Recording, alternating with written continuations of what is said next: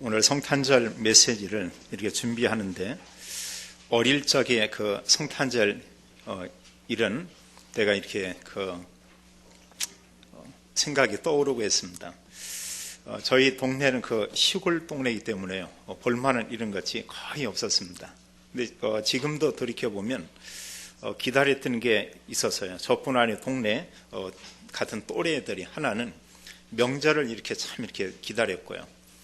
그것은 명절이 되고 하면은 아무리 시골 동네라고 해도 이 고깃국을 이렇게 먹습니다. 뭔가 준비해서 먹고요. 또 하나는 하나같이 모든 아이들에게 옷을 사줘요. 명절 되면 바지는 그 나이롱 바지고요. 우예하고 이렇게 잠바 하나 이렇게 해서 하나같이 이렇게 참 기다려요. 또 그런 이제 명절을 앞두고 해서 신발도 이렇게 덜어 사주는 이런 경우 있고요. 또 하나 우리가 이제 기다리는 이런 부분이 부활주일하고 성탄절 이때를 기다리고 있습니다. 특히 이제 부활주일보다는 성탄절이 더 의미가 있고요.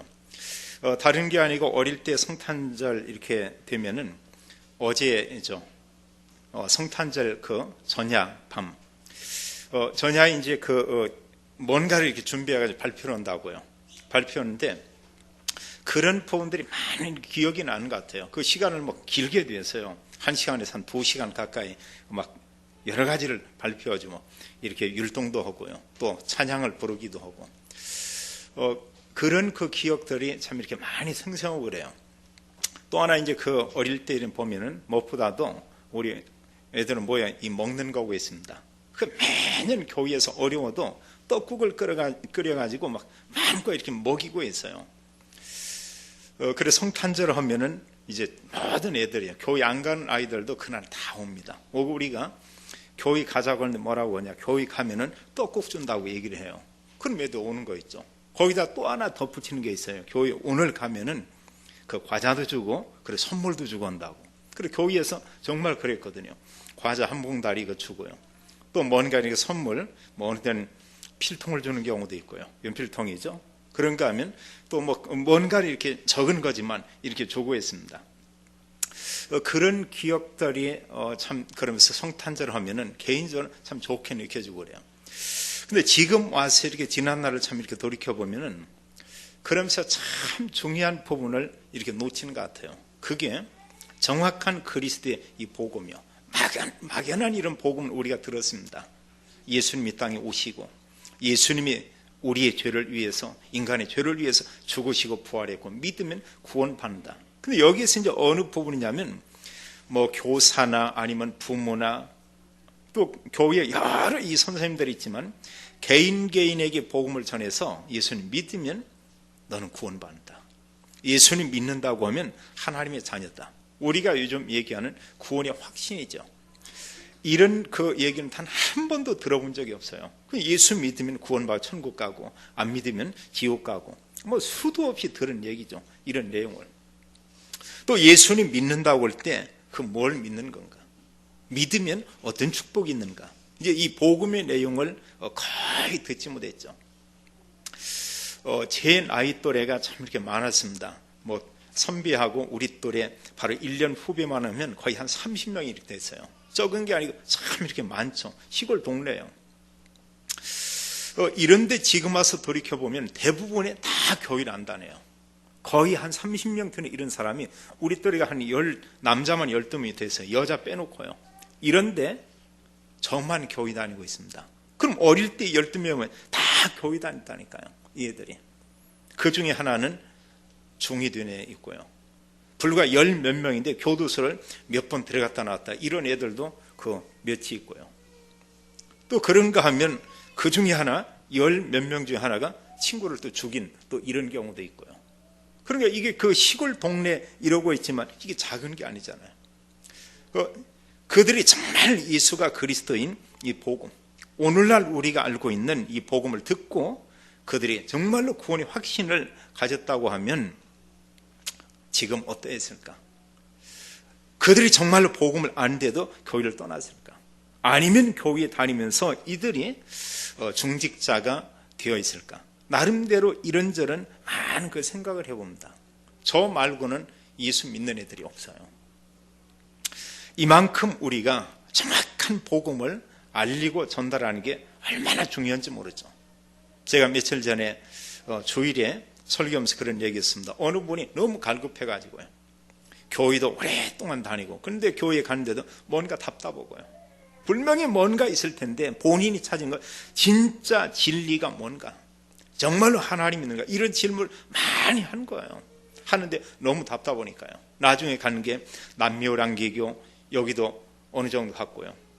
또 그러다 보면 뭐 이단 뭐 하나님 교회 이런 데도 좀 이렇게 접해보기도 하고요. 또 대순진리 여기 가서도 한동안 이렇게 있었고 분명한 게 뭐냐 자기가 생각했던 이 구원자는 아니다는 거죠. 그런데 이분이 있는데 이제 자꾸 어느 사람이 와가지고 한두 마디 얘기를 하는데 듣는데 그게 마음에 부딪히더라는 거예요. 그리고 지금은 현재는 이분이 뭐냐 여호와 증인이 돼 있어요. 여호와 증인. 그리고 그 세탁소 하고 있는데 자료를 가장 이렇게 채워놓고 사람들에게 전달하면서 얘기하는 겁니다. 주일날도 얘기했지만 여호와 증인이 뭔가를 누구에게 또 상대가 있으면 그분이 설명으로 얘기를 해줘요. 그러면서 반면에 생각하는 부분이 있잖아요. 우리 복음 가진 그리스도인들은 어떠한가 이런 생각도 해보는 겁니다. 이런다 올 때 보면은 우리가 그런 부분 알지만 구원받았지만 복음 내용 알고 있지만 그 부분은 우리가 많이 미약하잖아요. 우리가 회복할 중요한 이런 부분들이라고 이렇게 볼 수가 있습니다. 좀 늦은 감이 있지만요. 우리가 지금 이런 올바른 복음 알고 있다. 얼마나 다행인지 모르고요. 얼마나 정말 감사한지 이루 말할 수 없죠. 특히 우리가 렘넌트들을 볼 때는 더 말할 필요가 없고요.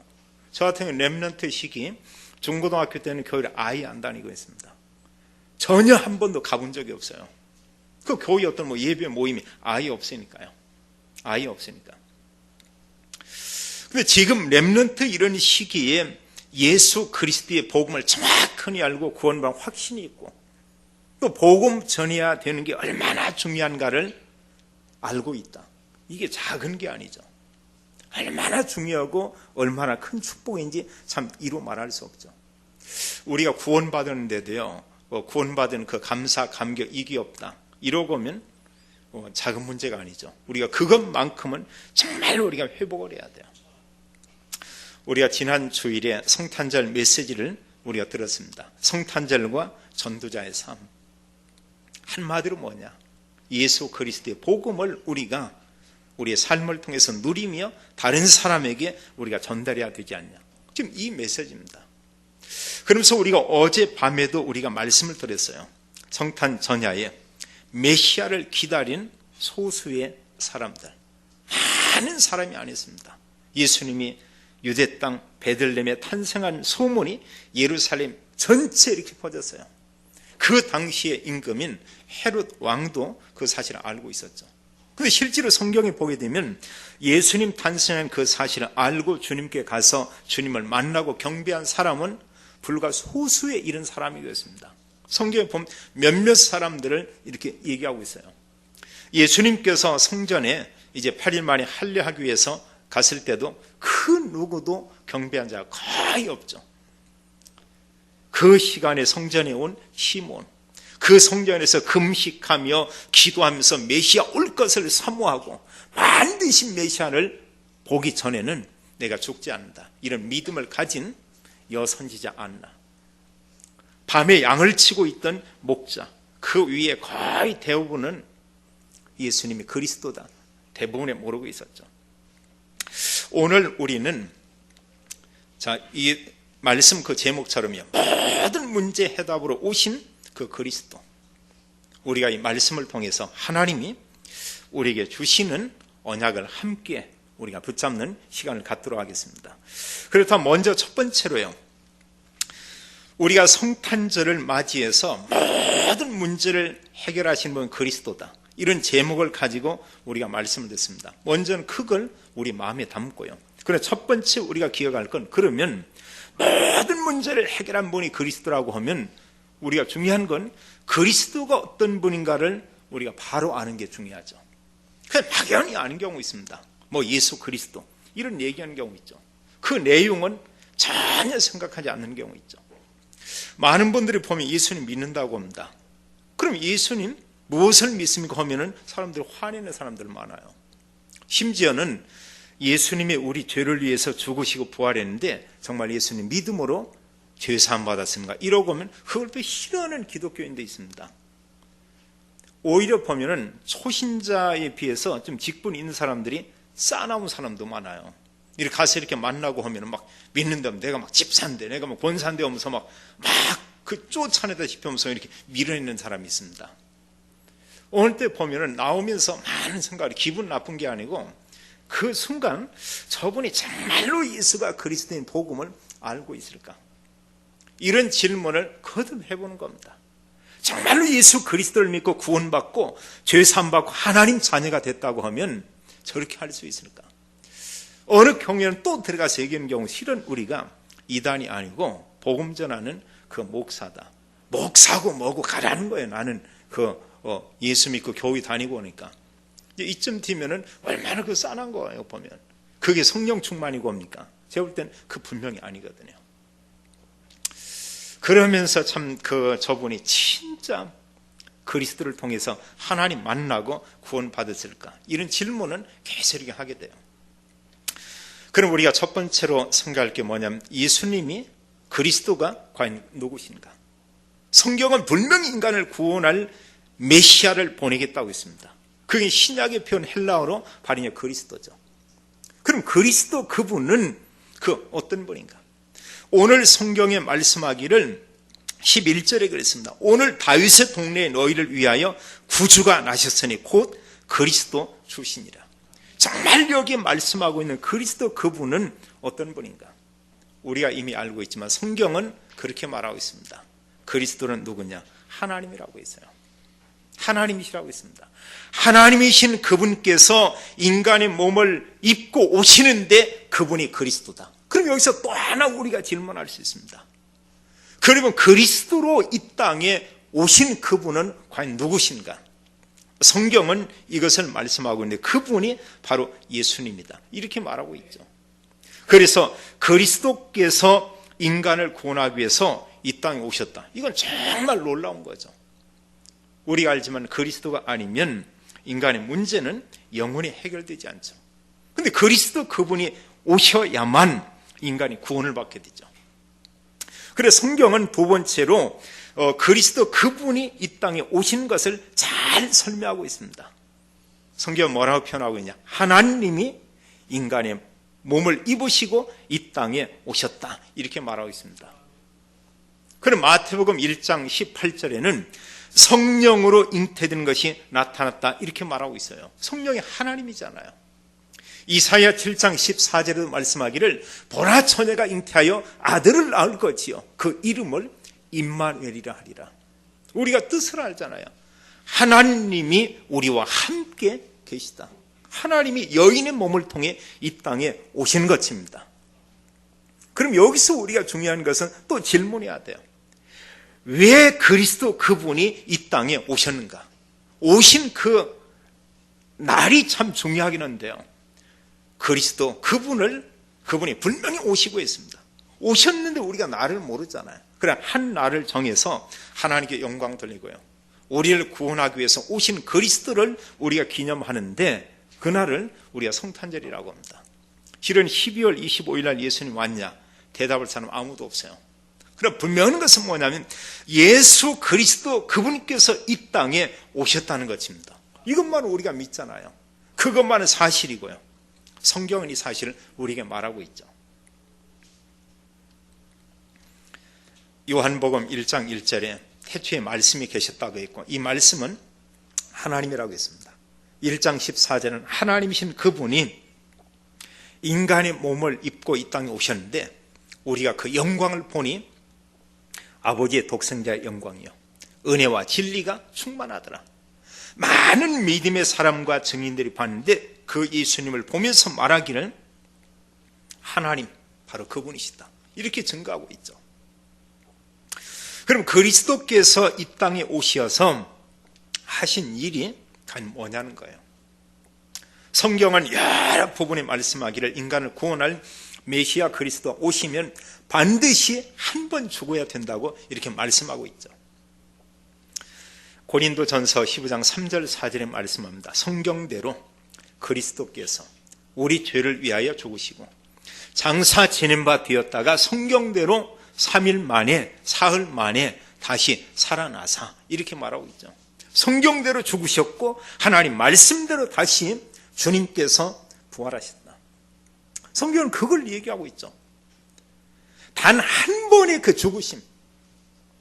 마태복음 27장, 그런가 누가복음 또 23장, 또 우리가 알자면 요한복음 또 19장 20장, 이런 그 내용들은 뭘 얘기하느냐, 예수 그리스도 우리 주님께서 십자가에서 죽으신 것을 거기서 아주 중요하게 이렇게 말씀하고 있죠. 특히 요한복음 같은 경우는요, 13장에서 사실 보면 그 이제 19장 이런 내용까지 쭉 보면 거의 절반 정도를 그리스도의 고난, 죽으심에 대해서 이렇게 쭉 설명하고 있습니다. 그리고 19장 30절은 말씀하기를 예수님 단 한 번 죽으시는데 그때 하신 중요한 말씀이 뭐냐, 다 이루었다 하시고 그의 영혼이 아버지께로 돌아가시니라, 이렇게 말씀했어요. 다 이루는 게 뭡니까? 인간의 모든 문제 완전히 끝낸 거죠. 우리가 알지만 인간의 문제가 뭡니까? 창세기 3장 문제인데 그게 바로 죄죠. 또 인간의 문제가 뭡니까? 바로 영적인 문제인데 사단과 흑암의 저주가 완전히 인간과 가문과 가정을 사로잡고 있습니다. 또 인간의 문제가 뭐냐? 하나님 떠나는 문제죠. 결국 하나님 만나지 못하면 인간이 죽으면 끝이냐? 아니죠. 지옥 가게 되죠. 그럼 인간이 해결할 수 없는 문제는 죄와 운명과 사단, 지옥 문제, 누구도 해결할 수가 없죠. 죄로 인해서 모든 인간이 하나님 떠나고, 하나님 떠난 사람이 영적으로 마귀에게 붙잡혀 있다. 요한복음 8장 44절은 마귀의 자녀, 이런 표현을 하고 있죠. 이 모든 문제, 죄와 사단, 하나님 떠나 지옥 가는 문제를 그리스도께서 단 한 번 십자가에 피 흘려 죽으심으로 완전히 해결했다. 이걸 설명하는 게 이게 성경입니다. 특히 로마서 전체 내용은 그걸 얘기하고 있어요. 그리스도께서 단 한 번 죽으심으로 우리를 의롭게 했다. 히브리서 전체 내용은 그겁니다. 단 한 번 죽으심으로 우리의 모든 죄는 완전히 끝났다. 이게 이제 성경이 전체 중요한 핵이죠. 그러면서 또 하나 중요한 부분이 있습니다. 예수님 우리의 모든 죄와 저주, 사단, 지옥 문제 해결하고 죽었다. 말할 수 있어요. 수많은 이단들이 일어나가지고 그렇게 말하고 있습니다. 자기가 메시아다. 자기가 그리스도다. 심지어는 자기가 하나님이다. 우리가 속된 말로 하면 간땡이가 부은 거죠. 버젓이 이미 죽은 사람이 있지만 지금 살아있는 사람들이 있습니다. 여전히요. 죽었는데도 막 확산이 되는 경우 있고요. 자, 문선명이, 박태선이, 안상홍이 다 죽었잖아요. 또 지금도 살아가지고 사람들을 막 유혹하고는 이런 세력들이 있죠.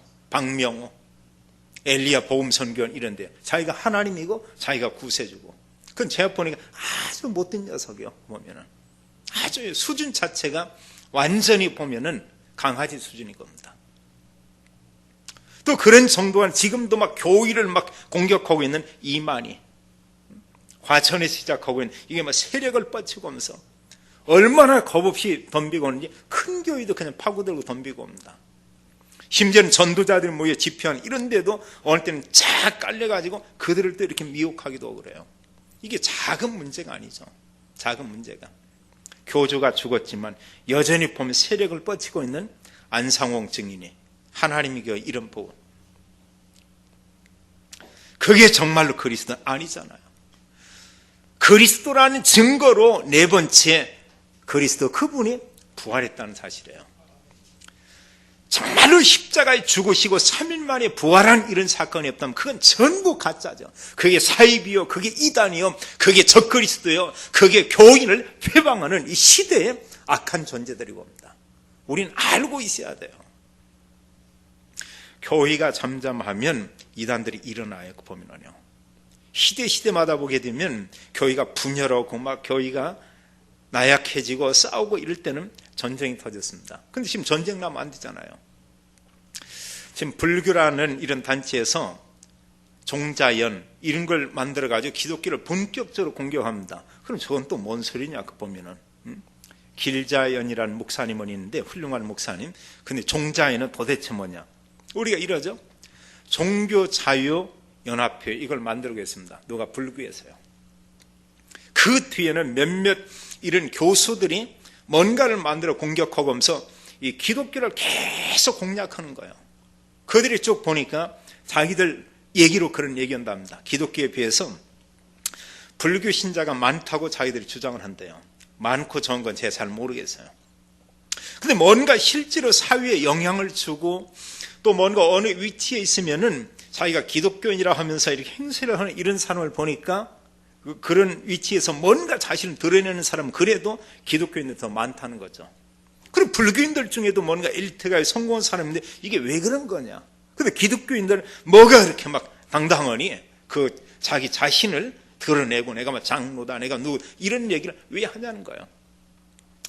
그들이 이제 연구한 결과에 의하면 뭐냐. 이게 미션 스쿨이었다는 거예요. 보면 불교는 미션 스쿨 이런 그 불교 스쿨 이게 거의 없는데 기독교는 미션 스쿨 이런 부분이 전국적으로 상당수 이렇게 많이 있는 겁니다. 거기에서 예배 드리는 거예요. 모든 학생들에게. 그리고 언제가 대광고등학교가 여기에서 그분들이 어느 한 아이를 이렇게 뒤에서 계속 이렇게 도우면서 그 부분을 했죠. 우리에게 종교 어떤 자유를 달라. 이런 예배를 강요한 옳지 않다. 이게 대법원까지 가고 있습니다. 얼마 전에 판결이 났는데 기독교가 졌어요. 불교에서 유능한 변호사들을 사가지고 돈으로 막 물질 공략하고 이런 대법원에서 판결하기는 뭐냐. 학교 미션스쿨이라고 할지라도 학교 안에서 예배 드리는 것은 불법이다. 이러고 나면서 그 부분을 예배 못 드리게 만들고 있습니다. 근데 기독교는 뭐 하고 있냐. 아무것도 모르고 있어요. 많은 기독교 연합단체가 세계로 지금 갈라져 가지고 서로 막 기싸움을 하고 있습니다. 참 부끄러운 얘기예요. 이게 밖에 나가서 못하는데 우리끼리는 알고는 있어야 돼요. 이러다 보고 나고 하니까요. 다른 종교들이 얼마나 우습게 보고 있습니까? 지금 천주교인들이 기독교 알기를 우습게 알고 있고요. 불교인들이 본격적으로 이런저런 거 가지고 지금 공격하고 있습니다. 교인은 뭐고 있냐? 저들끼리 싸우고 있어요. 교인은. 뭔가 올바른 복음을 전하고 하면 이단이네 아니네 뭐고. 정말 다행스러운 것은요. 한국기독교총연합회에서 누명선 이단의 사명을 가지고 전부 풀어줘야 되는 거다. 이러면서 본격적으로 모여서 이분들이 지금 그런 작업을 하고 있대요. 너무너무 감사한 거죠. 우리가 그런 부분은 정말 박수칠 만해요. 정말로요. 그리고 이런 교회가 뭔가 힘을 합쳐야 되고 힘을 합쳐서 우리가 모든 흑암 저주의 세력 이거 정말 막아야 됩니다. 다른 종교에 부활이 있습니까? 부처님이 부활을 합니까? 공자가 부활을 했습니까? 모든 인간은 아담이 우선이죠. 하나님이신 그분이 이 땅에 오시어서 십자가에 단 한 번 죽으심으로 완전 구원을 일으키고 말씀대로 3일 만에 부활했고요. 근데 여기서 끝이 아니잖아요. 부활하신 우리 주님께서 약속한 그대로 말씀대로 성령을 믿는 모든 성도에게 주님께서 보내주셨죠. 그래서 성령이 영접하는 그 순간 우리 안에 있는 것이 뭐죠? 이게 작은 축복이 아니잖아요. 우리가 흔히 그런 얘기합니다. 예수 믿지 않으면 멸망받고 예수 믿으면 구원받는다. 그럼 멸망이 뭡니까? 멸망 자체, 하나님 떠난 자체가 이게 사실 멸망이라고요. 지금 어렵게 산다. 그건 세상적인 표현이고 지금 그게 아니고 하나님 떠나 있다. 그 자체. 부자라고 해도 하나님 떠나 있다. 이게 벌써 하나님이 볼 때 복음으로 보면 이게 멸망 상태입니다. 너무 어려운 사람이요. 누가복음 16장에 있듯이 부자 나사로이다. 그 부자가 이게 멸망 상태에 있는 사람이요. 거지지만 비록 거지지만 나사로가 예수님 믿었다. 이게 보면은 하나님과 함께 있는 사람이죠. 그럼 진정한 구원과 진정한 축복이면 하나님과 함께하는 비밀을 누리는 것. 이게 참 축복이고 하죠. 주님께서 성령으로 우리와 함께. 그래서 고린도전서 3장 16절에 말씀하기를 너희가 하나님의 성전인 것과 하나님의 성령이 너희 안에 거하시는 것을 알지 못하느냐. 그럼 우리가 복음 듣고 우리가 이제 예수님 영접하겠습니까? 이런 얘기잖아요. 요한복음 1장 12절에 말씀했듯이 영접하는 자 곧 그 이름을 믿는 자들에게는 하나님의 자녀가 되는 권세를 주셨으니, 하나님의 자녀가 된다. 이는 혈통으로나 육정으로나 사람 뜻으로 나지 아니하고 오직 하나님께로서 난 자들이니라. 그래서 우리가 예수님 믿음으로 하나님 자녀 되면 거듭났다고 하는 겁니다. 이게 얼마나 축복이에요. 한국에서도 교회 수천 명이 모이는 교회 목회를 했던 어느 그 기장의 목사님이고요.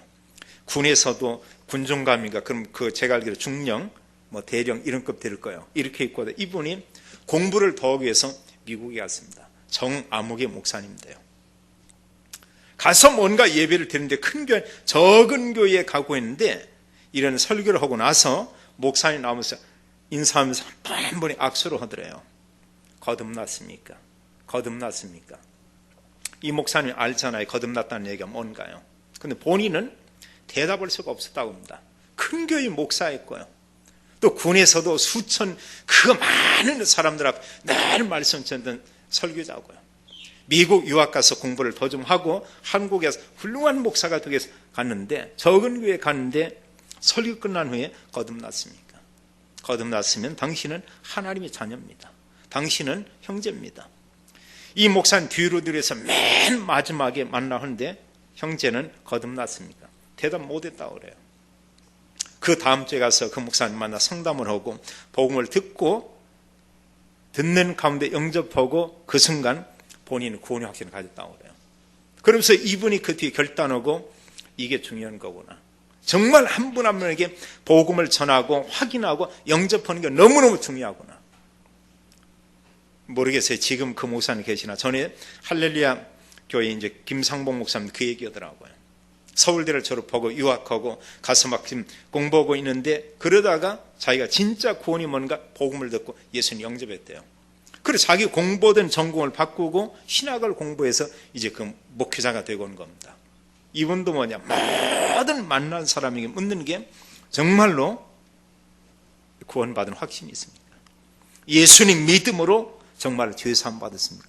모든 사람에게 이런 부분이요. 그러면서 본인 고백하는 가운데 할렐루야 교회에 와가지고 가장 믿음이 좋다는 여자 권사님께 질문했는데 그게 자기는 충격했다고 그래요. 권사님, 하나님이 오늘 부르시면 천국에 갈 수도 있죠. 이러고 나니까 이건 목사님 하는 게 없어가지고요.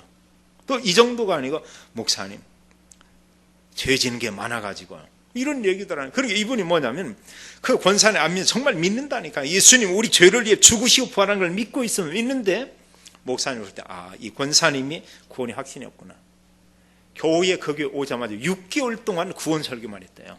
6개월 동안. 저는 어느 목사님이 오산에 계시는 이진선 목사님이라고 있는데 이 목사님 거기가 큰 교회입니다. 이분이 요한복음 3장 16절 성경구절 하나 가지고 설교를 1년 동안 52절 계속 그것만 했대요. 그 본문 가지고 같은 내용으로 52주를 설교했다는 것입니다. 어떻게 보면 너무너무 이상하죠. 어떻게 그럴 수가 있건가? 본인이 뭐냐? 우리 교회 모든 성도가 먼저는 복음 듣고 구원의 확신을 갖는 거다.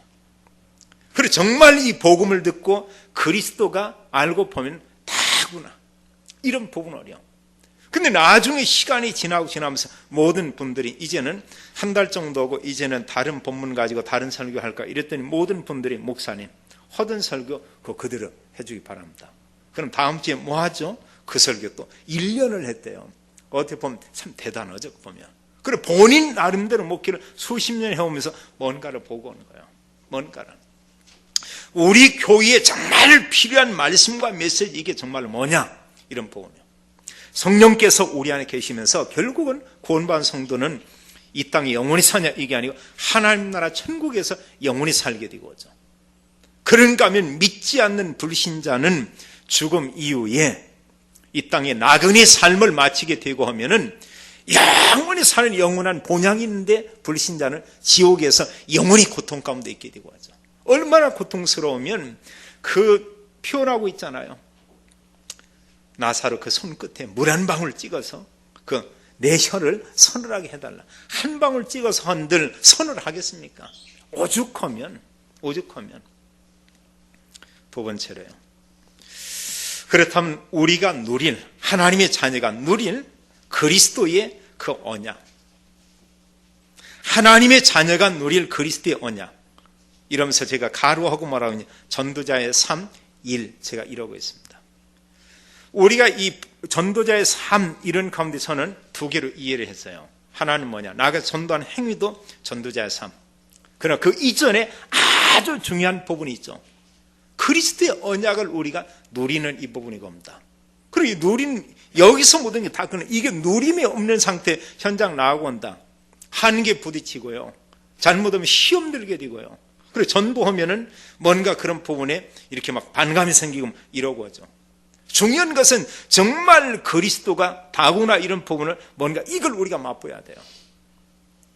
첫 번째로 성경은 뭘 말씀하고 있냐, 사도행전 1장 1절에 보면 예수는 그리스도, 예수님만 그리스도다. 우리가 이걸 누가 모릅니까? 다 알고 있죠.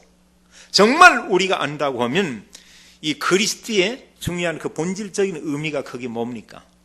여러 가지 표현이 있지만 뭐 선지자, 제사장, 왕 말할 수 있어요. 그건 내용이지만 우리가 중요하게 붙잡을 내용은 뭐냐, 모든 문제의 해결자다. 그리스도는 모든 문제야. 우리 집이 지금 문제 있는데 그래도 모든 문제 해결자 맞아요. 그래도 이런다고 하면은 답 나온 거죠. 초대교회 성도를 보면은 어려운 사람이 얼마나 많았습니까? 그들은 고백했어요. 예수는 그리스도, 모든 문제 해답, 결론 나왔습니다. 성경의 믿음의 사람들에게 많은 어려움이 있고 핍박이 있고 심지어 순교를 당했습니다. 어느 때는 아주 극한 가난 가운데 있기도 했어요. 그들의 중심 속에 뭐가 있었냐, 이들의 고백이 뭐였냐, 그리스도는 모든 문제 답이다. 바울은 감옥에 갇혀 있으면서 골로새 2장 2절과 3절에 말씀하기를 하나님의 비밀인 그리스도 이랬고요, 3절은 그리스도 안에 지혜와 지식의 모든 보화가 담겨져 있다. 그럼 바울이 거짓말합니까? 아니에요. 구약이지만 요셉이 감옥에 들어가 있었습니다. 오실 메시아 언약을 딱 붙잡고 있었어요. 메시아 신앙, 하나님을 전 세계에 알려야 된다는 언약을 붙잡고 있었습니다. 감옥에 있었는데 나는 너무나 비참하구나. 그 이전에 노예 생활을 10수년 했습니다. 나는 완전히 망했구나. 성경은 기록하기를 여호와께서 요셉과 함께 계시다 그랬어요.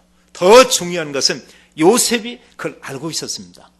그런 정도가 아니고 요셉 집의 그 주인인 보디발이 그걸 보았다고 했어요. 여호와께서, 하나님께서 요셉과 함께 하심을 보았고 하나님이 요셉을 위하여 그 집에 복 주시는 것을 보았다고 말씀하고 있습니다. 그게 뭐냐, 그게 복음이에요. 그리고 요즘 이렇게 보니까 주변에 이 전도자의 삶을 누리는 가운데 그런 분들이 있어요. 정말 나는 행복합니다. 이유가 뭐냐 했더니 어떻게 돈을 많이 벌어서, 그게 아니다는 거예요. 그럼 뭐가 행복? 전도 막 많이 들면 그게 아니다는 거예요. 그리스도가 모든 문제 답이구나, 이게 깨달아지는데 이게 진짜 축복이구나. 그러면서 행복하다는, 그거 맞잖아요 보면은요. 그리고 주님께서 구원과 함께 우리와 함께 계신다. 이보다 큰 축복이 없죠. 사도행전 1장 3절 하나님 나라, 우리가 당연히 앞으로 하나님 나라 천국 가지만 하나님 나라를 이 땅에서 누리는 축복을 주었다. 이게 축복 중에 축복이죠. 우리가 약간만 기도하면 성령께서 역사하고요, 우리가 조금만 기도하면 주님께서 주의 군대를 보내 그 시간, 그 순간에 흑암과 저주와 모든 문화와 가정과 가문과 개인의 삶을 무너지게 하는 이 흑암의 세력이 그 시간에 꺾인다고 하는 사실이에요. 그 시간이 무너지고요.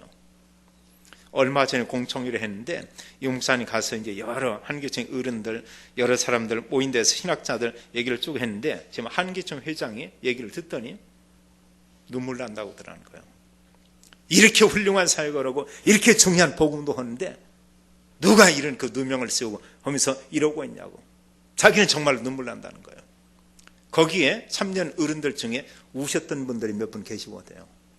이번 들으니까 목요일에 모든 기독교 계통의 기자, 신학자, 모든 그 원로 어른 다 오시면서 마지막 공청회하고 기자회견하고 여기서 선언한 그런 시간을 갖는다고 합니다.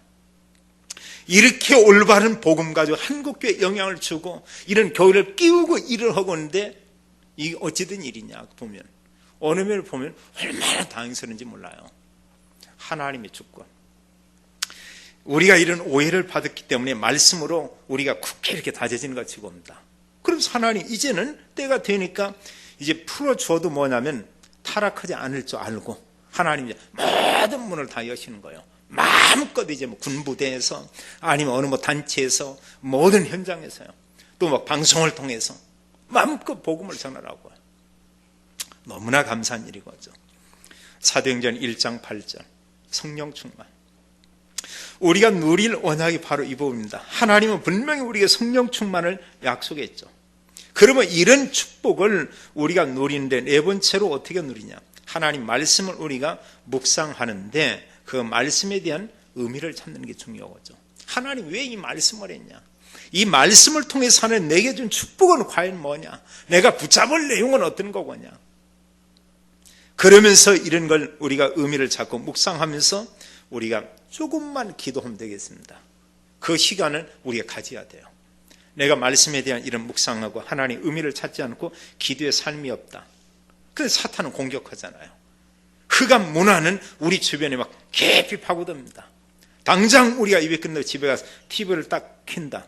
복음 문화는 없어요. 100% 복음 반대되는 이런 모든 문화들이 이렇게 우리 눈앞에 귀로 보이고 이런 환경인 거죠. 그렇다면 마지막 세 번째로요. 우리가 그 누릴 전도자의 삶인데요. 우리가 전달할 그리스도의 그 언약. 우리가 정말 전달할 그리스도 언약 뭐냐? 바로 2번의 내용입니다. 예수가 그리스도 하나님 나라 성령 충만 이것을 우리가 전달해 줘야 될 거 아니에요. 그건 우리가 전도하는 삶이라고 볼 수 있습니다. 전도하는요. 아까는 전도자의 삶, 그 하나님 언약을 누린다고 하면 이제는 다른 사람에게 우리가 뭔가 전달해 줘야 돼요. 근데 내가 너무 눌린다 이런 사람 좀 쉬는 게 좋을 것 같아요. 너무 눌린다. 그게 너무너무 부담된다고 하면은 하나님한테 기도하면서요. 내게 성령 충만 달라고. 내게 뭔가 하나님 담대함을 이렇게 달라고. 이러고 하면서 우리가 먼저는 우리 가정을 중심해서 내 주위에 있는 사람이거죠. 또 뭐 직장 이런 사람이나 다른 분들에게 우리가 전달을 하고요. 또 설령 교회에 다니면 정말로 구원받은 확신이 있습니까? 그 부분을 우리가 좀 조심스럽게 물어야 돼요. 왜냐하면 그 얘기만 하면 막 성내는 사람 많다니까요. 교회 다니는 사람 중에서요. 오래 전인데 그전에 직장 다니는 사람에게 이렇게 좀 묻고 하면은 사람이 뭐 성질 따라 그러면 좀 평소에 이렇게 그 성격이 좋은 사람인데도 막 이렇게 바라가는 경우 있어요. 제가 그날 느끼는 것도 마귀가 진짜 있긴 있나 보다 그 보면은. 근데 그 여러 가지 보면은 그 이해 안 되는 부분 이분이 지금 교회를 열심히 다니고 있는데 화를 막 바락낸다고요. 이상할 정도로요. 그리고 그분에게 그것만 빼놓고 다른 얘기도 슬쩍 돌려서면은 되게 잘하는지 막 금방 알아듣을 겁니다. 금방. 그러고 나면서 기분 나쁘다는 거예요. 그러면 얘기하죠. 자기한테만은 하나님 얘기, 예수님 얘기. 절대 하지 말라 부탁하는 사람이 있습니다. 그럼 제가 또 그냥 물어요. 왜냐고 했더니 당신이 그런 얘기 하면 기분이 너무 나빠진다는 거예요. 그 이상한 거 있죠. 기분 나쁘게 하는 어떤 놈이 있는 거 아니에요. 보면은요. 그거. 그 사람 개인이겠습니까? 흑암이 계속 공격해요. 더 정확하게 본다면 그분이 진짜 복음에 대한 축복을 지금 누리지 못하고 있다고 볼 수 있죠. 이렇다고 하면 분명한 것은 그 다음에 오는 증거가 있습니다. 우리 주변에 복음 받을 사람이 있구나. 이걸 우리가 느낄 겁니다. 예비된 자가 있다고 하고 제자가 있다고 하는데 이걸 우리가 보면 여기서 고백하는 게 있어요. 전도는 하는 게 아니고 되어지는 거구나. 전도자의 삶을 누리는 사람은 고백하기를 전도가 되어진다 이렇게 말하고 있고요. 누리는 삶이 없이 전도하는 사람, 전도는 힘들고 지겹고 짜증나고 사람 힘 빠지게 만들고 이렇게 또 생각을 합니다. 그럼 이게 얼마나 오해예요. 이런 부분들이요. 그래서 성경에 우리가 보면은 모든 전도자들이 먼저 누림이 있었어요. 그러니까 뭐 당연히 보면은 다른 사람이 말할 수밖에 없죠. 그 뒤에 모든 응답은 다 올 겁니다. 우리가 하나 기대해도 돼요. 전도자에게 하나님은 경제문도 여셨고요. 전도자에게 하나님은 건강의 축복도 줬고요. 전도자에게 하나님은 기도하는 가운데 그의 필요를 하나님 다 채우시고 있죠. 요한 3서 2절의 말씀을 우리가 기억할 필요가 있습니다. 사랑하는 자여, 내 영혼이 잘됨 같이. 우리가 구원을 하나님 자녀 됐다. 내 영혼이 잘됨 같이. 범사가 잘되고 내가 강건하기를 내가 간구하노라. 이거 얼마나 축복입니까? 분명한 것은 뭐냐면 전도자에게. 그럼 마지막 결론으로요. 여기서 우리가 꼭 고백할 내용이요. 우리가 붙잡을 언약 중에 언약이 뭐냐? 그리스도는 모든 문제의 해결자라는 것을 우리가 언약으로 딱 붙잡으면 됩니다. 그리스도 모든 문제 해결자다. 그 그리스도를 우리가 정말 누려야 되겠습니다. 날마다 우리가 그리스도를 우리 삶 속에 누리고요. 주님께서 이 땅에 오셨습니다. 성탄의 기쁨을 날마다 누리는 이런 축복이 있기를 기도합니다. 또 하나 우리가 중요한 것은 그리스도를 통해서 하나님이 주시는 참 행복, 그리스도를 통해서 하나님이 우리에게 주시는 참 행복, 우리의 환경이 바뀌지 않았지만 오직 그리스도 그분을 통해 주시는 참 행복, 이것을 우리가 평생 동안 누리게 되기를 예수님의 이름으로 축원합니다. 아버지 하나님, 참으로 감사합니다. 하나님께서 우리에게 크신 은혜 베푸사 그리스도를 이 땅에 보내시고 또 우리에게 은혜 베푸사 예수님이 그리스도이심을 믿게 하고 우리가 하나님의 자녀요, 또 우리가 천국 백성이요, 또 성령 하나님께서 우리 안에 계심을 인하여 감사를 올립니다. 모든 성도들이 삶 속에서 그리스도와 하나님 나라 성령 충만을 누리기를 기도하며 간구합니다. 날마다 하나님과 함께하는 임마누엘 축복이 우리의 삶 속에서 고백되기를 기도하며 간구합니다.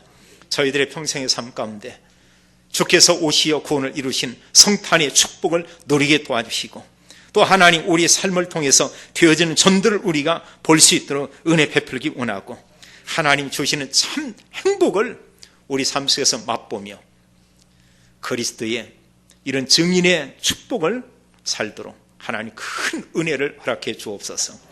주 예수 그리스도 이름으로 기도하옵나이다. 아멘.